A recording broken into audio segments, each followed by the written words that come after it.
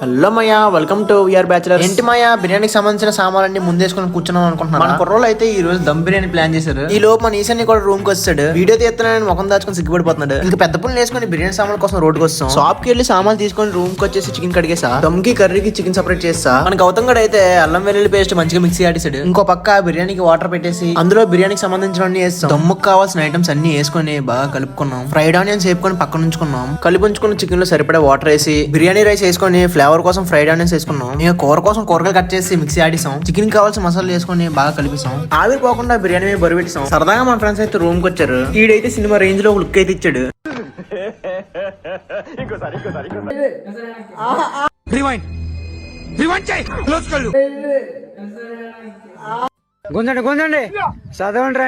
Chicken curry process అయితే start చేస్తాం. కాసేపటికి మొత్తం అయిపోయింది. మనకైతే నోరు ఊరిపోతుంది. బిర్యానీ అంటే ఎలాంటి ప్లేట్ ముందు కూర్చోవలసిందే. మనమైతే జాయింట్